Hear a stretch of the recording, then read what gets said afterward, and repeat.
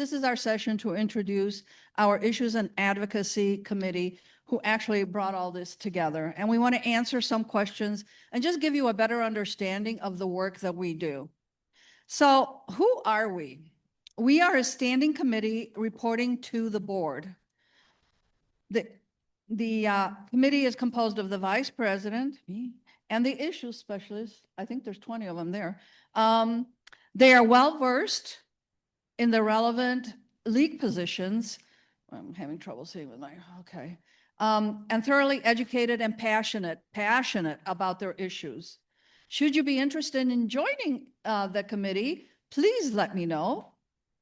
Now, what do we do? The issue specialists study and track relevant state legislation as it is introduced and moves through the General Assembly.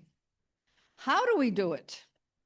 We establish connections and relationships with relevant issue-focused organizations, coalitions, experts, and legislators, and we advocate for that issue. And many of these coalitions you heard today. The specialists engage membership through their newsletters and their dedicated Google groups. And if you haven't signed up for one yet, please go ahead and sign up. We advocate for specific issues. We send action alerts asking members to participate. Why we do it? The League has a foundation of advocacy. We continue that work to shape public policy, to promote informed citizen participation at all levels of government, ultimately to empower voters and defend democracy. But it's really best for the specialists to introduce themselves and the scope and variety of their portfolios. I would ask that you please hold your applause until the end, as each of them has been given 5 minutes. And just as like at the Oscars, if they run over, this is what they're going to hear.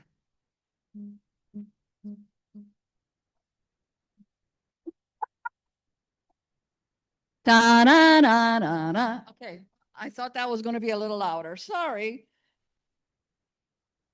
Okay, good joke, right? Good joke. Okay, so I am going to step aside and I am going to let the issue specialists introduce themselves, and the list is right there.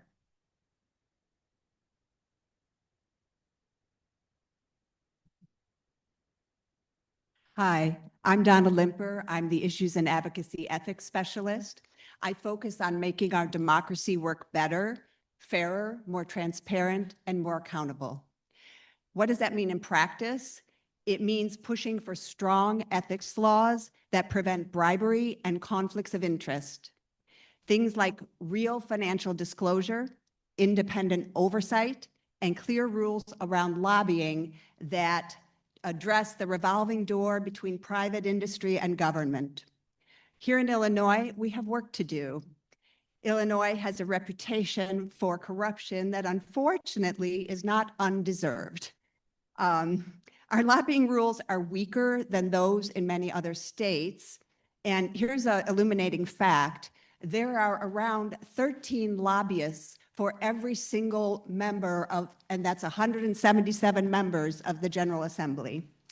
As the ethics specialist, I will hear sometimes the quip, oh, Illinois, the state where your elected officials make your license plates. That's why the League of Women Voters of Illinois' ethics work matters. We use research, public education, coalition building, and legislative advocacy to push for real change. I have one bill that's currently still in the lobbyists. It's around lobbyist promises. It's still in committee. The committee decision is April 24th to see whether it will cross over for us to talk about during Lobby Day. If my topic interests you, you can sign up for our Ethics and Elections Google group at our table. One more thing, because ethics, elections, and money in politics are all intricately connected. The League of Women Voters of Illinois, thank Becky, raise your hand, and Barb, raise your hand. League of Women Voters of Chicago, Jane, raise your hand. Ilona, raise your hand. And my local league, League of Women Voters of Roselle Bloomingdale, Barb, raise your hand. We are co-sponsoring a webinar on May 6th titled Countering Citizens United, Blunting the Influence of Money in Politics. You will learn about a really promising bottom-up state-level strategy that is spreading rapidly through both direct democracy and legislative bills. You'll also learn about actions tailored to Illinois. Well, those who know me will not be surprised that I'm going to challenge the 5-minute rule and tell you that what I don't need to tell you is that we're in a pivotal moment for voting rights in the nation and in Illinois. Cases are pending before the United States Supreme Court that could significantly change how vote-by-mail ballots are counted and how voting rights protections are enforced, not only in Illinois, but throughout the nation.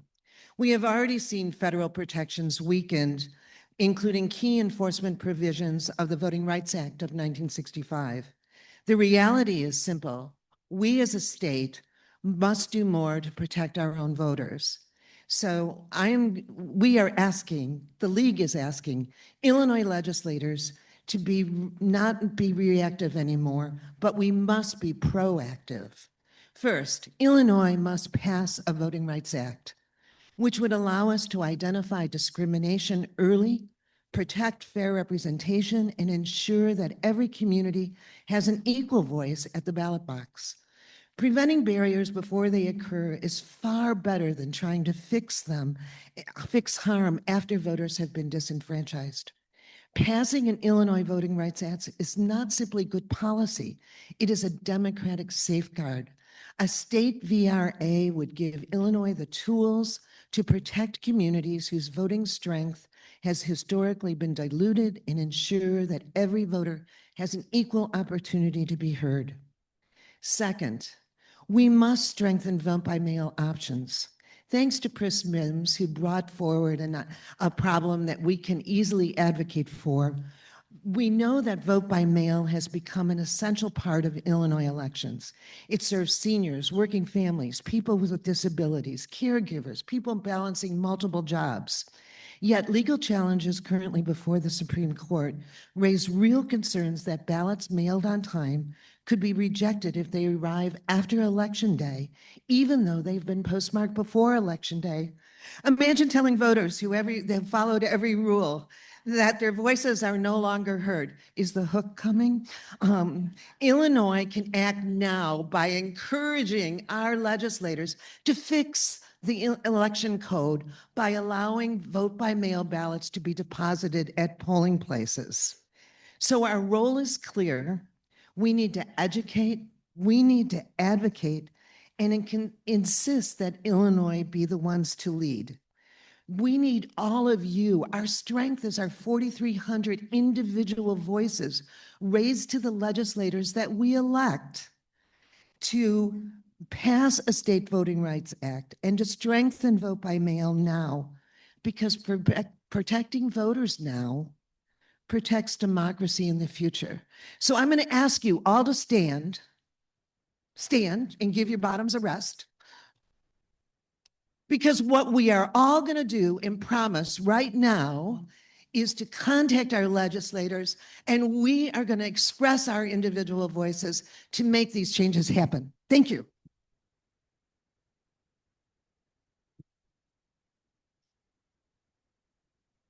I'm going to be short.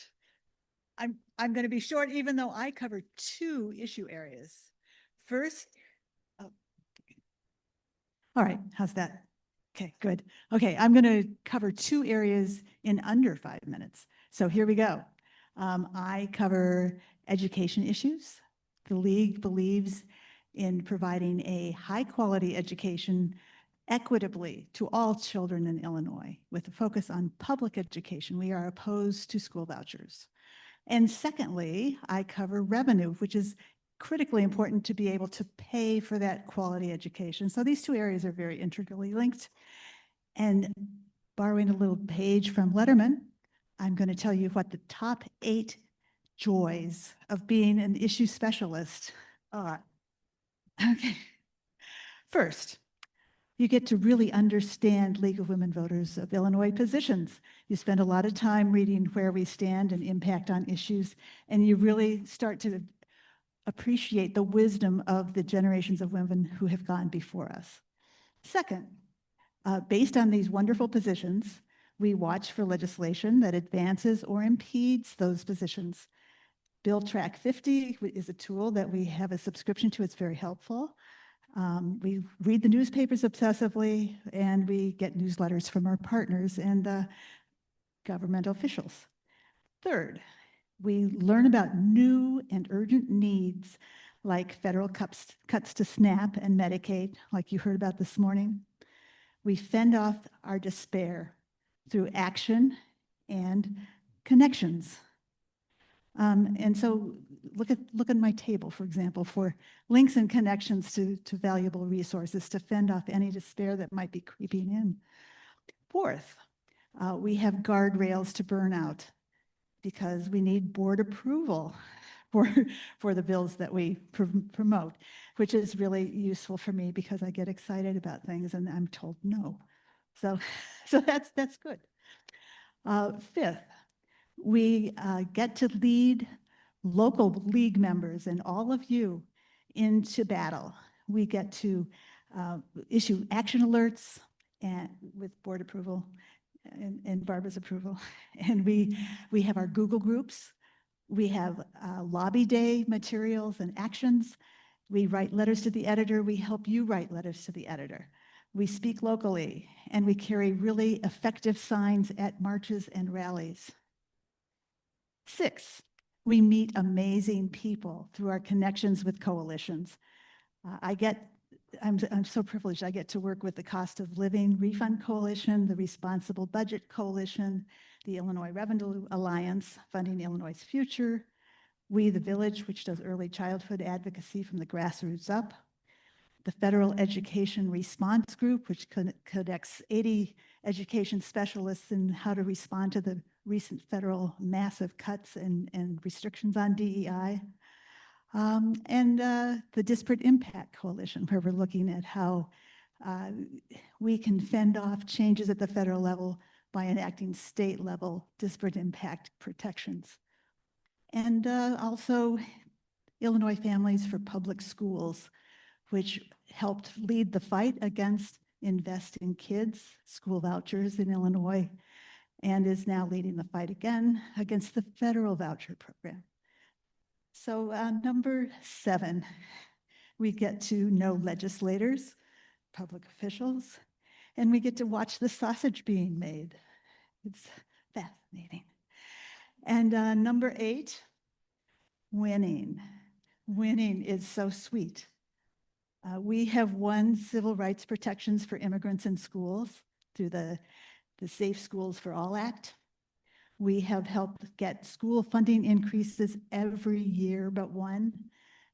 We're crawling toward equality. We need $550 million more in this year's budget, but we're getting closer every year. Although we still, what did Ralph say, $3.4 billion gap in funding for schools. We have a long way to go. And finally, we did sunset Invest in Kids, and we are going to defeat the federal vouchers in Illinois with your help. So our current campaigns are fighting the federal vouchers, getting adequate revenue for all of our programs with progressivity, reforming our tax system from the ground up, and fair public school funding for all kids. And that includes childcare all the way through higher ed. So my call for action, oops. All right, I want you to sign up for my Google groups, fiscal policy and education. I want you to jump on all of the action alerts that come across your desk and call and meet with your elected officials. They really do want to hear from you. And finally, reach out to all of us with your questions. Be our eyes and ears on the ground. Let us know what's happening. Thanks very much.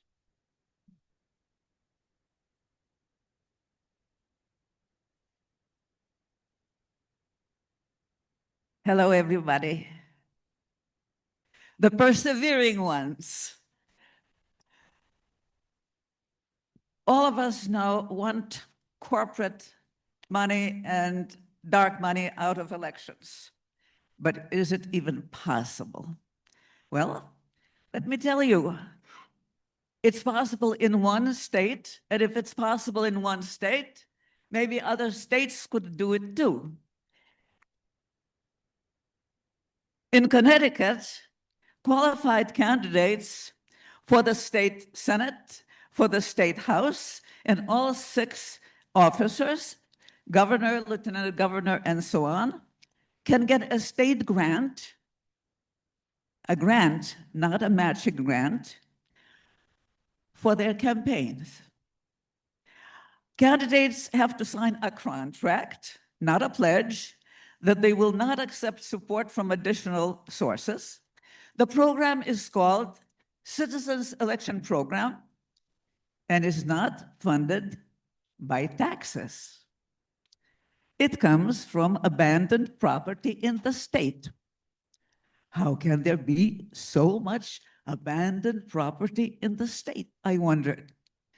And a banker educated me. Abandoned property refers to unclaimed financial documents. And he said, more of those come every year. So just let us know that such state-funded elections are possible. Now, of course, what we are faced with is the calamitous Supreme Court decision of 2010, Citizens United, that made it legal for corporations and dark money to flood our elections. And the only way to rid us of Citizens United was an amendment to the Constitution, which of course has been initiated and which is plodding along, but most of us probably will not live long enough to see it happen. And now, a miracle. The Montana Plan. Have you heard of that yet? All right. So the Montana Plan says that a state can make Citizens United irrelevant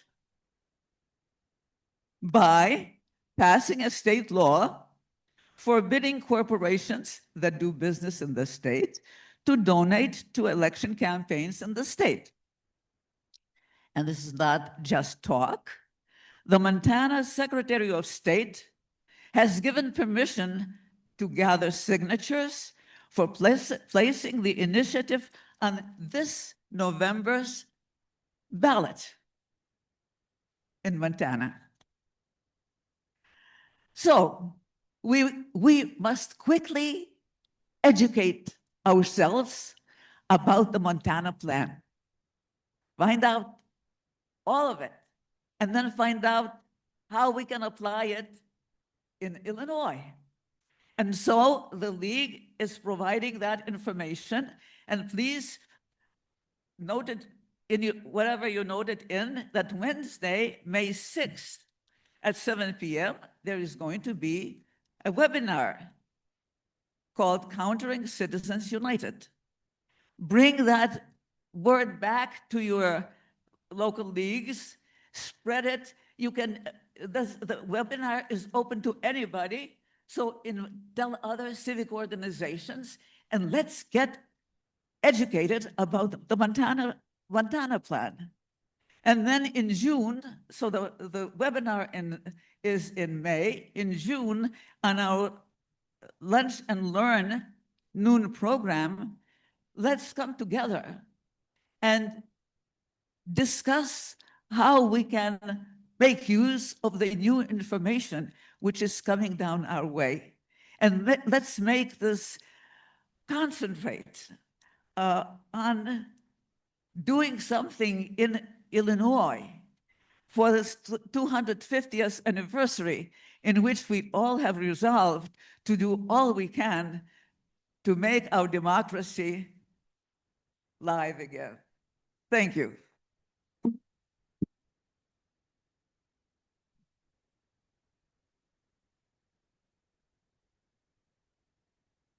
Hello, I am Jim McGrath. I'm the Gun Violence Prevention Issue Specialist. So how did I get started in this? December 14th, 2012. 20 kids were shot at Sandy Hook. I said, this can't happen again. I'm in it for the kids. And I think you heard Ed Yonka say earlier, he's in it for the kids as well. So there was a statistic published yesterday by Everytown that says in the first 100 days of this year, we've had 99 mass shootings. Anybody realize that? It's not being covered by the news anymore because it's just something that happens. Solving gun violence is much more than controlling guns. It is including issues such as housing, jobs, drugs, underserved areas. Illinois has made significant progress in the last 8 years in the gun violence prevention issue. For example, one of the first things that JB signed into law was a law requiring the state police to make them responsible for inspecting gun dealers to supplement the grossly understaffed alcohol, tobacco, and firearms group at the federal level. Other things that we've done, we've banned ghost guns. We've banned the sale of assault weapons. Last year, we passed an update to the safe gun storage law in Illinois, requiring gun owners to lock their guns in a safe, not just use a gun lock that looks like a bike lock. So that went into effect the first of this year. I have talked to my school board about putting that information on their website so the parents know about that for two reasons. We don't want guns to show up at schools, and we don't want parents to be arrested for a law that they didn't know about. Along those lines, if you live in Kane County has put together a plan that if you contact their health department, a gun owner can get a free gun safe from the county. So you can count, if you live in Kane County, make sure they're aware of that. This year, the gun violence prevention organizations across the state are supporting something called the Rifle Act, Responsibility in Firearms Legislation. This bill will require gun manufacturers to purchase a license every year with the amount set to be determined by the amount of guns collected at a crime scene. So that'll be refigured every year. The fees then will be used to supplement the Medicaid payments that are disappearing from people, for people that are losing their Medicaid. It'll also be used to support community violence interrupter groups, CVI. CVI groups, the reason that the murder rate fell in Chicago last year was the Chicago police partnered with local community violence interrupter groups to get to the local people. The problem is we're losing funding for the CVI groups. The federal government has pulled back on it, and you saw earlier in the presentation about the funding for the state. We're losing that. But it's important. The other issue that has come up regarding this bill is it constitutional? It is. Kwame has reviewed it several times and said it does not conflict with the Second Amendment. But here's the problem. The league position statement did not anticipate a bill like this when we started our positions review. The good news is, however, that we did include a line in there for CVI funding. So I'm asking everybody who has, in your league, if you have agreed to participate in the GVP positions review, please complete it. We need at least 20 leagues. We've had only 12 leagues out of the 28 that have agreed to participate. We need your participation. I need it soon. Thank you.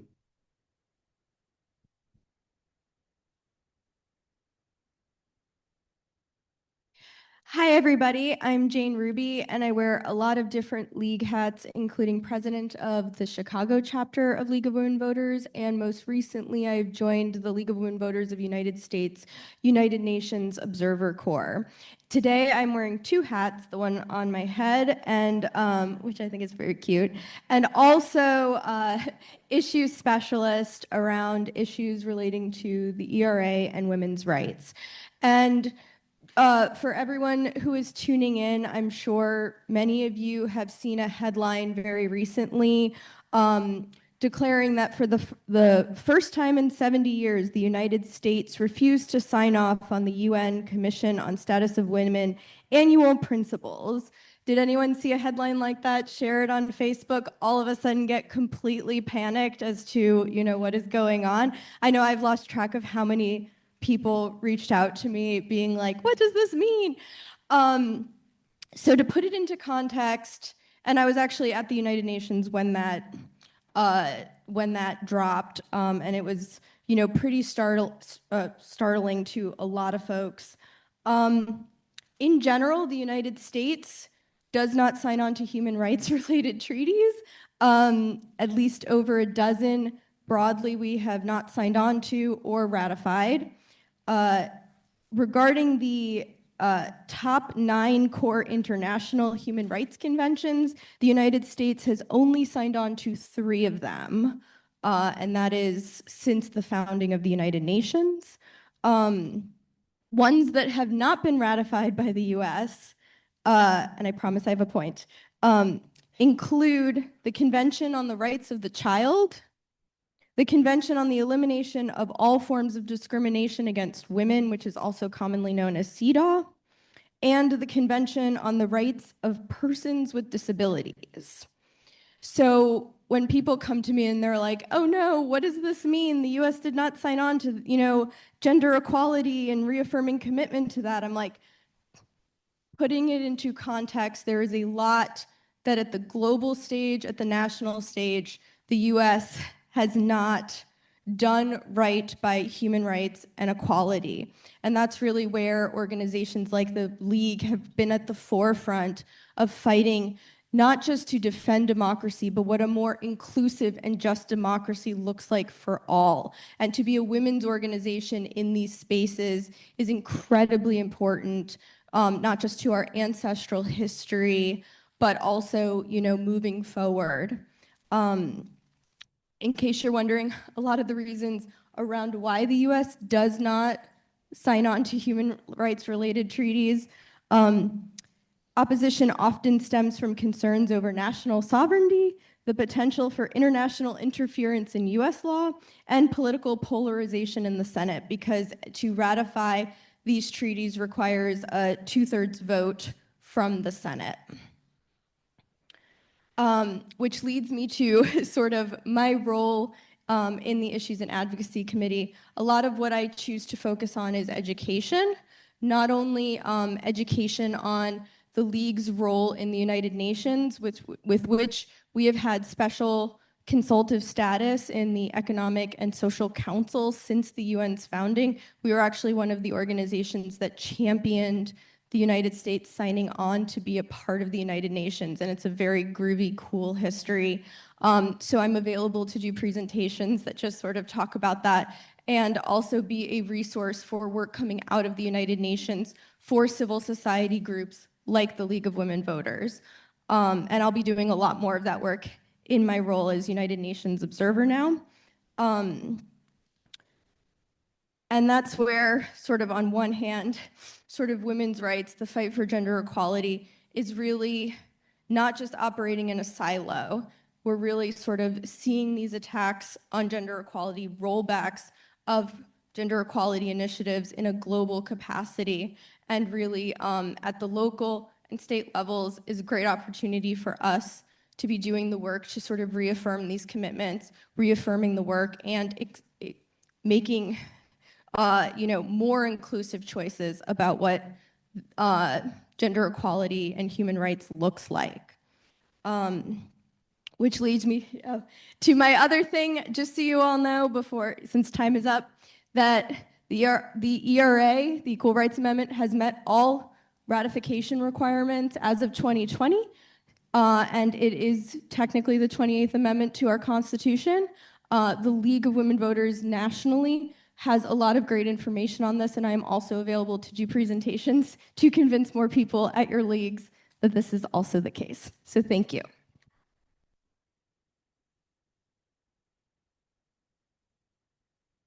Thanks, Jane. Hi, I'm Claudia Jackson. I'm with the Chicago League, and I'm one of the climate specialists, and I am going to be speaking for the team, and they'll pop in if I say anything incorrect about their particular areas. Integral to defending democracy, we must concurrently defend our one and only planet that sustains life as we know it from all environmental harm. Without a healthy planet, democracy simply cannot thrive. The effects of environmental harm are causing change to our climate, which is spurring biodiversity loss, water rise and flooding, and conversely, water scarcity. It depends on where you live on the planet. And all this is spurring climate migration and the stressors that cause, which you heard about today in the immigration presentation. Additionally, through unchecked growth and industry harms, our air and water is becoming less clean, and our land and built environment is tainted with chemicals. All human and animal life is suffering the consequences, but frontline Black and brown communities, women and girls, and the global South are disproportionately affected. So what are we doing in Illinois? The truth is, Illinois is better at protecting economic interests and industry needs than human health, wildlife, and the environment. So we, as climate specialists, are working on advancing bills every legislative session on environmental protections and climate change mitigation for the environment with a social equity lens. We believe that when social equity, environmental health, and economic vitality are equally supported, democracy will thrive. So let me introduce Laura Davis. She's with the Palatine area, woohoo, right here, League. Laura works to protect our natural world, saving wetlands, increasing tree canopies in natural forests, protecting biodiversity, and reducing harmful pesticides and herbicide use. Laura's priority bill is the Wetlands Protection Act, and this is critical. In Illinois, we have lost 90% of our wetlands. We only have 10% left. And those of you who live in the area, Baker's Lake, Crabtree Preserve, those are wetlands. Can you imagine if they were just gone tomorrow because we wanted to pave over for another subdivision? Wetlands sequester methane and prevent flooding. They're home to biodiversity. And basically, we need to fund the budget gap left by the federal rollbacks in funding. So those of you that hear from us on our Google group, please help Laura get this one across the finish line. We're all working together on this, but it's particularly the bill she's following amongst many others. Next, Jacqueline Casaza from Glen Ellen and I are your waste specialists, and we love to talk trash. So, and I know you're all really, really sick of hearing about the polystyrene foam foodware ban. I'm really tired of talking about it. It's been 5 years. So why foam foodware? Well, it seems like a tiny little thing, but okay, it's toxic. That's a problem. It can't be recycled and doesn't biodegrade. And the truth is, it's really the gateway. We just need to get our toehold in the legislation of finally saying no to big oil. And let me tell you, they're pissed and they're scared. We just came out of Lobby Day on Wednesday. They were ahead of us, meeting with legislators and flipping them and having them rescind co-sponsorship. We need you. When we say do an action alert, we need all 4,300 league people to do those action alerts. We need you to call your legislators when we ask. We need witness slips. So let us know if you need any more information. It's not just about foam. We have a whole list, but we got to get started with one thing. So let's get this one done. Woo! Okay. Next, you've all met Bill, and he and his team did a fabulous job on data centers. Thank you so much again. It's huge, and here's the deal. We had a whole lot of other things we want to talk about with energy, but whoops, data center swooped right in and took everyone's energy. So here we are. Let's get this done too, because it's really a pretty cool way for public-private partnerships and working together in teams. Not that the other side's really a team player, but positive thoughts. If there are any more questions about the data center and the wetlands and the plastic, we're all out at the tables. We have our fact sheets, we have our QR codes. Come see us. And what do we need from y'all? Join our Google group, please. That way we can just let you know when something's happening. When we ask you, the 2-minute call to your legislator, I get 1 extra minute, remember? The call to your legislator is quick. Action alerts take less than 2 minutes. Witness slips take a little bit more. We forgive you if you don't do them all, but that would help. It's something that comes to your attention. Come to our lobby days. They're super fun. We had a great time Wednesday. And then a little bit of a plea. We need more climate specialists. We only do a few things and have no time. Like, no one's talking about our water. Oh my gosh. The other thing is we're not talking about is food recovery and composting. So we need people to help on that side of the waste world. So y'all know how to find us. Join our Google groups. Come see us after the meeting. It's been great talking to you.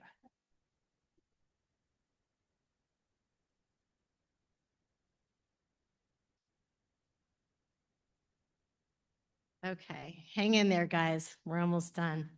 I'm Kim Reed. I cover immigration. And first of all, I want to thank all of the local leagues and league members who have been following immigration and taking action as a local league or a league member or as an individual. I've heard from so many of you who have been holding programs, getting informed, sharing information, sharing Know Your Rights, showing up at rallies, protests, and vigils, organizing local school bus patrols, signing up for rapid response networks, providing mutual aid, making calls, sending letters, postcards, and emails, going and presenting before your local municipal boards, asking them to pass ordinances, and in general, holding your local, state, and federal officials accountable. That's action, and that's what we do in League. Thank you. And a special shout out to the Rockford League for making and bringing those whistle kits today. And I hope you guys picked up some. They brought 750. So grab some bunches. They're on the immigration table. And I want to highlight some legislative action we have coming up. But let me begin by sharing the news that the League of Women Voters of Illinois officially joined the Illinois Coalition for Immigrant and Refugee Rights, ICER. Fred was our representative today. Yep. And that's after 20 years of working with them as an ally, helping them pass bills that offer some of the strongest protections in the country for all of our residents, but especially for our immigrant communities. Our membership in the coalition strengthens what the coalition can do. We are stronger together. Not an original phrase, but it's true. And we can work more effectively to help get bills passed in Springfield to further protect immigrant communities that are under attack by our federal government. ICER has prioritized its legislative platform. You heard some of it from Fred earlier. At the top are increased funding for immigrant services. And what that is, it's kind of like what Diana was explaining her organization does, the Centro de Formación, welcoming centers, offering cash assistance, citizen application assistance, English classes, DACA and citizenship application fee waivers, and resource navigation for immigrants throughout the state. They're only asking for a $1 million increase. And so I hope that we can support them get that through the budget process. Another priority, as we heard from, I think, a lot of our speakers in the morning, is to protect health benefits. And this is especially true for immigrant communities There is in the state of Illinois, HBIS, which is the Health Benefits for Immigrant Seniors Program, and it covers low-income immigrants 65 and older. And it's a critical program, but it's been closed to new enrollees and subject to other cost-cutting measures since 2023. We would like to save this program and get it through the session without any more cuts. A priority bill for ICER and for the League of Women Voters of Illinois is HB 5390, SB 3976, the Patient Bill and Outsourced Care Bill, which will increase eligibility for charity care, which is hospital financial assistance, and close outsourced care loopholes. I have a copy of the fact sheet on the immigration table. Feel free to take a picture of it. We already know that the state of Illinois and the General Assembly are scrambling to meet increased needs in our state because of the drastic and expansive cuts from the federal government.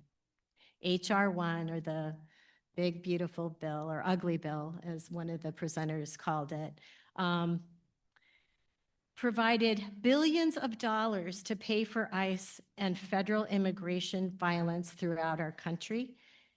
And what we saw in the Chicagoland area, in the suburbs, and throughout the state, while cutting food assistance and health care for low and moderate income families. It gave tax cuts to the wealthiest while leaving states with tremendous revenue losses. Again, you heard that from our presenters this morning. It's imperative now more than ever that the General Assembly determine how to increase revenue so the state can meet the needs of all our residents. LWVIL has priority bills that we're supporting along with our coalition members to increase the revenues to help us bridge those gaps. Before this legislative session is over, we are going to be asking you to contact your state legislators to file witness slips to support these priority bills, as well as others that may surface. While you wait for these calls to action, what can you do? One thing is you can contact your state legislators and ask them to co-sponsor our bills. Be sure to thank them and work on building relationships with them. And a big thank you in advance for responding to these requests, and keep doing all of the things that you're already doing to help immigrants. You can find more information at the sign-up table. Sign up for the Google group if you haven't already, and thank you. All right.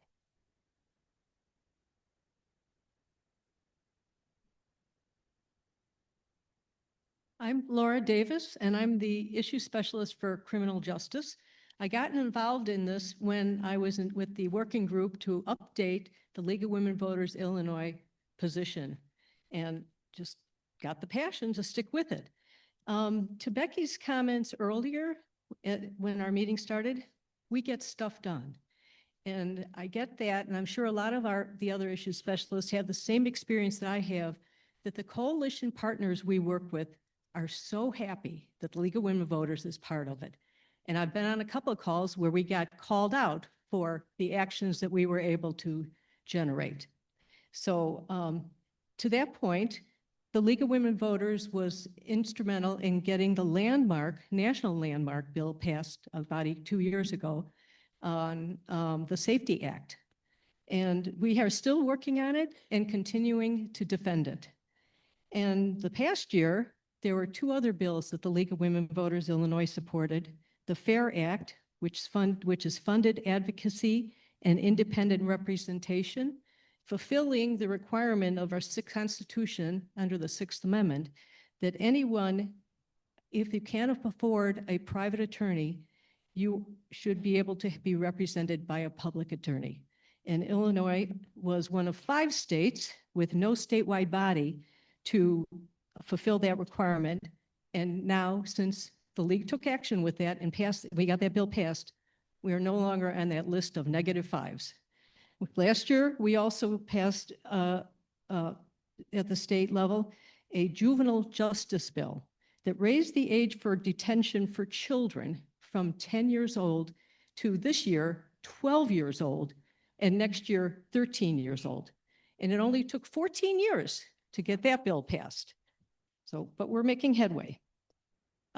This year, the focus is going to be on the Limit Isolated Confinement Act, also known as the Nelson Mandela Act. It is to restrict the use of solitary confinement and prevents children, people over 55, people with disabilities from being put in a cell about the size of an average parking space. So we're working on this. This is a priority bill, and the League of Women Voters Illinois Lobby Corps will be working on this bill to make our system a little more humane. There are a lot of other areas that I'm involved with the coalitions and what we're monitoring. Jails, the need for transparency and data. Prisons, just the physical space, where they're located, how many we even need. Many of our prisons in Illinois are over 100 years old, and there's a lot of issues with the cost involved if you have to maintain or repair. They have problems with mold, temperature, water contamination. There are issues of aging in prison, mental and behavioral health issues, the increased numbers of women, and a lot of them are mothers, so the impacts on their families. The need to update sentencing to reflect evidence-based research. We also have huge racial discrepancies in sentencing. We need for allowing credits to reduce sentencing. Also working on juvenile justice and police issues. Research shows that when there are investments in education, in housing, in support of families and communities, we save money overall.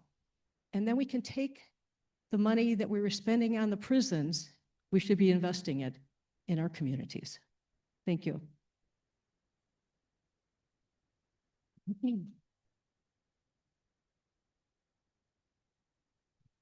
Hello, my name is Sarah Allen, and I am the League of Women Voters Reproductive Rights Issue Specialist.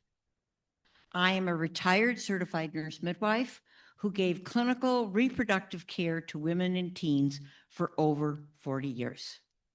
So this issue is one for which I have great passion. We are blessed to live in the state of Illinois where the right to choose is still intact. Luckily, in June of 2019, Governor Pritzker signed the Illinois General Assembly's Reproductive Health Act into law, enshrining the right to choose into law for the state of Illinois. The Reproductive Health Act was created so that right to an abortion in Illinois did not rely on the fate of our Roe versus Wade, given an increasingly conservative Supreme Court taking shape. Roe fell 3 years later, but Illinois' right to abortion is still intact because of the protections that were granted in the Reproduction Health Act. The Reproduction Health Act establishes the right to make individual decisions about reproductive care, including contraception, abortion, and maternity care. House Bill 4825, Birth Control Minors Consent, is currently being debated, and it provides that a minor may give consent for contraception with the same powers of a person of legal age. This bill, as I said, is being actively debated and is highly championed by Planned Parenthood Illinois. The Reproductive Act also ensures that reproductive health care reflects current medical standards and requires private insurance plans in Illinois to cover abortion like they do other pregnancy-related care. A new bill was literally just enacted about 3 weeks ago, not enacted, put forth, House Bill 5408, which creates an abortion access fund grant program that is funded through federal mandates on insurance companies to collect funds for the purpose of providing abortion care. The program would support access to abortion care for those who are uninsured or underinsured in Illinois. This bill is likely to have a lot of resistance to passage, especially by insurance companies. So your support is critical. Similar bills have passed in California and Maryland. I request you call or email your representatives about these bills to show your support. Witness slips have not been called yet, but stay alert. And if they are, we will have you notified. And please fill out those witness slips. According to the latest number from the Guttmacher Institute, which is an independent abortion policy research organization, abortion providers in Illinois provided more abortion services than any other state in the Midwest. Patients travel here from neighboring states that restrict or ban abortions entirely. So Illinois has become a reproductive haven for them. Lastly, I ask you to remember something really important. Reproductive rights are not just the right to choose or abortion rights. They're also the right to contraception, health screenings for cervical cancer, mammograms, gynecologic services, and accurate scientific-based reproductive health information. Remember, your vote is your strongest voice. Be sure to check the people that you're voting for support reproductive rights. Planned Parenthood Illinois Action is a great source online. I'm really proud to be a member of the League of Women Voters and have been for over 30 years because we have been one of the greatest champions for reproductive rights. Let's keep it up. Thanks for your support.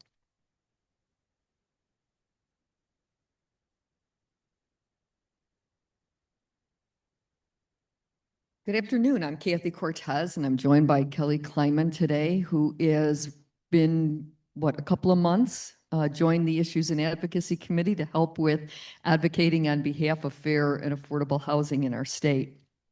You know, I love to start out a presentation with something a little bit amusing, but really struggling these days to find anything funny about 30% of our neighbors in our state being housing cost burdened. And so today we're going to talk about a couple of bills, and those bills reflect a bit of a shift in the way lawmakers are thinking about creating solutions for a critically low housing supply. Proposed legislation would establish state standards required of all communities to be part of the solution, and to improve enforceability of both new and existing standards at the municipal levels, something that our state legislature has not really been willing to recently do, or maybe ever been willing to do. Priorities would continue, of course, to emphasize funding because that's necessary, but they'll require local governments to shift away from prioritizing the value of existing homes at the expense of stable and affordable housing for everybody else. It's a shift that should create a little bit of balance between the two. So House Bill 5198, the first bill that we're going to discuss today, enhances and strengthens the Affordable Housing Planning and Appeals Act, which is about 20 years old. You'll hear me refer to it as APA. In its original form, the state passed rules that imposed affordable housing levels on local governments, saying that every municipality is required to have at least 10% of their housing be affordable to individuals on the low side of the income spectrum. And if you don't have 10%, you're required to put a plan in place to get there. But in the 20 years or so since APA was enacted, many of the communities have failed to comply with that. And they've also failed to comply with putting a plan together for how they can get there. And they've done so without consequence. So today, we know that really only a few government entities in the state are below that 10% mark. So it's really only affecting a few dozen cities across the entire state. So what does House Bill 5198 do? It amends APA to increase it increases and clarifies the enforcement authority of the Illinois Housing Development Authority to make sure that municipalities are in fact complying with existing law. It also improves the appeals process when communities deny construction of affordable housing. And it places the burden on local governments to demonstrate that they have an acceptable reason for denying construction of affordable homes. In other words, NIMBYs don't get to make the decision anymore for everybody that doesn't have a home that they can afford to live in. And in addition to increasing the affordability threshold to 25%, which would double the number of municipalities to which the law applies, it establishes minimum standards for local housing plans that demonstrate a path for getting to 25%. No more submitting a plan that says, we'll think about it. House Bill 5198 is already out of committee in the House, but the bill, as you might imagine, is not particularly popular with municipal governments. So it's getting some pushback there. It'll get some pushback from the Illinois Municipal League, and not without good reason. This is, as I said, a change of the state imposing upon local governments, but local governments who have not been interested in serving the needs of the citizens of our state, and in many, many cases, those within their region, people that work in their municipalities, and even those that live in their municipalities. So please, contact your representatives for their support and sponsorship of HB 5198. And ask them not only to support it, but to sign up and be a co-sponsor. Thanks a million.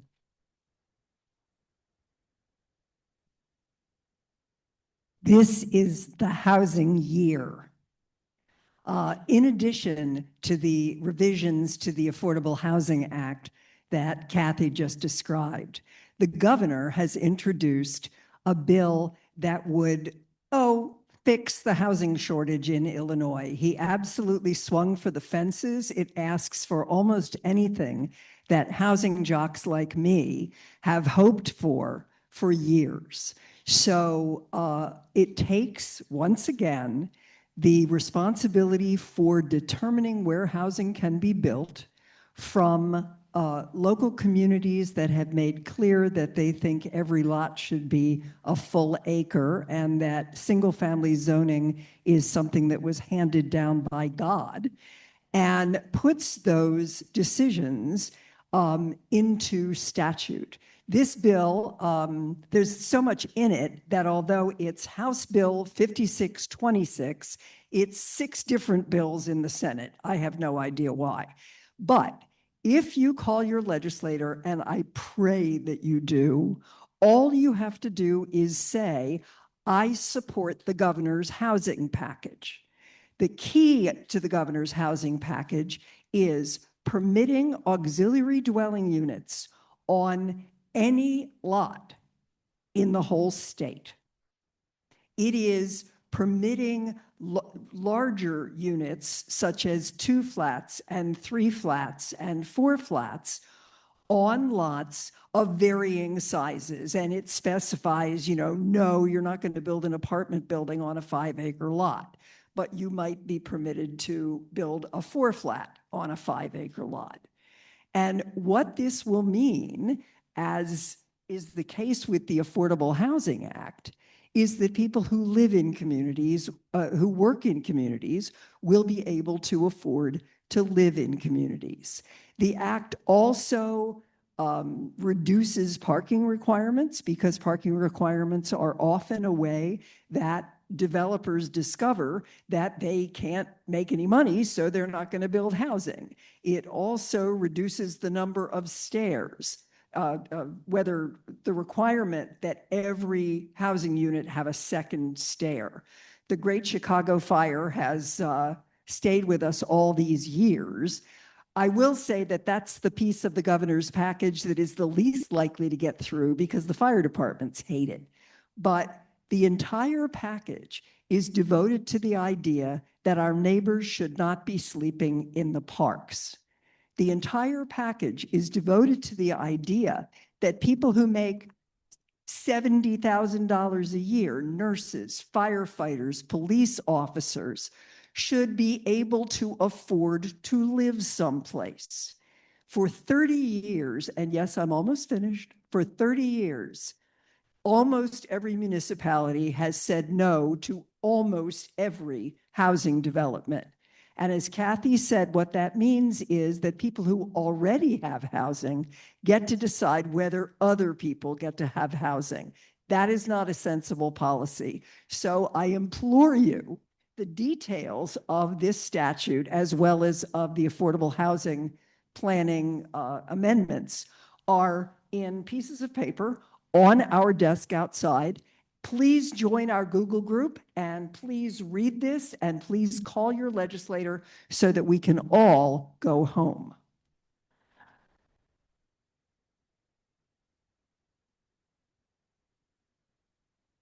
Okay, don't go home yet. Hi, I'm Joella Potagrossi Spratt. I'm a member of the Oak Park River Forest League of Women Voters, and I'm also the leader of the League of Women Voters of Illinois Lobby Corps. It has been a great day. So many important topics thoughtfully laid out for us, providing context, delivering candid, often tough news that we need to hear, yet also giving us hope, giving us direction, challenging us to take action in our communities and in our state.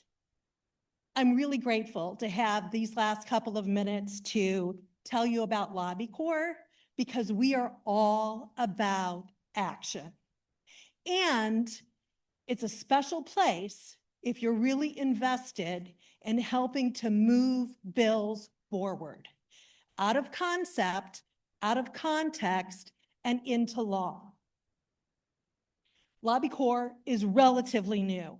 We got started in earnest last year. I have to tip my hat to Kathy Cortez. She got us off the ground and deserves a round of applause. We are a dedicated team of volunteer lobbyists that advocate for the interests of the League of Women Voters of Illinois. We do that advocacy with the state legislators. We work closely with the issue specialists. We try to amplify their messages and help advance their bills. I come from a PR background, and I was often called a gun for hire, and that's kind of what I do now. I just do it in a different way, and there's no hiring involved. And I don't do it alone. The entire Corps is a machine gun for hire. So how do we go about doing this? Oh, I did want to say that this legislative session, we are working on 25 bills and 1 constitutional amendment. Many of these you heard about today, not just from our issue specialists, but also from the coalition leaders that were here. Many revenue bills, education funding, the affordable housing bills that were just referenced. Those are the bills that have been identified as priorities for this legislative session, and that is our focus. So how do we go about doing that? We do it by cultivating relationships with state congressional leaders and their staff. We do it by learning about the critical issues and the specific bills that have been identified for moving forward. We do it by meeting with legislators inside and outside of our geographic areas. We go in, we listen, we share information, we lobby to support or oppose particular bills, and all of those priorities are the priorities that have been identified by the state league. We may also help in other ways. We may monitor bill movement. We might support an issues specialist when it's particularly timely or useful. We may do that by sitting in on committee hearings, seeking out co-sponsors for bills, securing petition signatures when that's what's required, and submitting witness slips. In many ways, we aren't that different from a very politically active league member. So I do want to talk about how we are different. The primary difference is that we do not advocate for ourselves. We advocate specifically by amplifying the messages of the issue specialists and representing the specified priorities of the League of Women Voters of Illinois. Additionally, another way in which we're different is that we are not bound by geography. We talk to people inside our own geographic area as well as outside. So we work anywhere across the state to be able to advance the work that's been identified. To do this, we have found that it is useful if you're interested in joining us, and we'd love to have you, but we found that it is useful if you have a working knowledge or a strong interest in knowing how bills actually get passed. It has been a fascinating journey to learn that on the inside. It can be helpful if you've had prior experience meeting with legislators. If you have a passion for influencing change, and you have a familiarity with the League of Women Voters' positions and policy. It also helps if your schedule is flexible enough to allow you to do some activities that happen during traditional business hours, be that a Zoom meeting with the team or with an issue specialist for a briefing, or to be able to monitor a committee meeting if your schedule would allow it over Zoom, or to be able to meet with legislators both in Springfield, in their home offices, or via Zoom.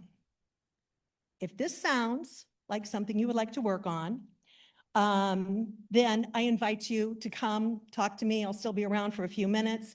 I'd love to tell you more about it and give you enough information so you can make a good decision for yourself. But I also want to leave by saying, if you're just kind of interested, come to Lobby Day. Do the work. We'll be there. It's a great day to get together with smart, motivated, passionate people talking face to face with their legislators about issues we've heard about today that we care about and that will not change unless we add our voice to the chorus that is calling for that change. So, thank you so much. I appreciate your time.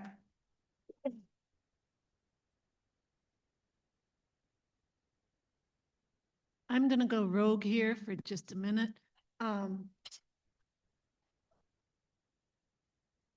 Everything that we enjoyed today, the speakers, the luncheon, the camaraderie, everything was organized by Sarah Allen and Barbara Kwiatkowski.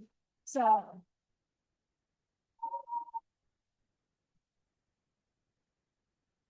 just wanted to call them out real quickly. Back to you. Thank you, Becky. All right, I know it's been a long day, but before we end, I really wanted, because there are many people to thank, because it really takes a village. First of all, enormous credit goes to organizing and logistics to Sarah Allen. Where are you, Sarah? So she and Kathy actually secured this outstanding location. Sarah was helped today by Karen Schultz and Donna Jean Simon at the registration desk. The behind the scenes but crucial help was provided by Sophie, I'm going to murder her name, Mushoshi, for all the communications, Roberta Barino for the name tags, and Karen Daly for all of the signs that you saw throughout the facility. So thank you, everybody.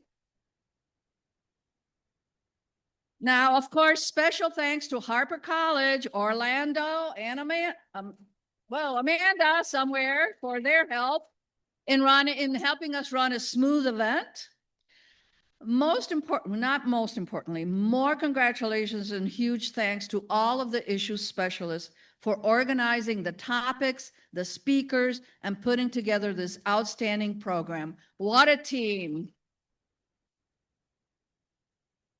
But even more important than that is a big thank you to you, for all of you that came in person and attended virtually.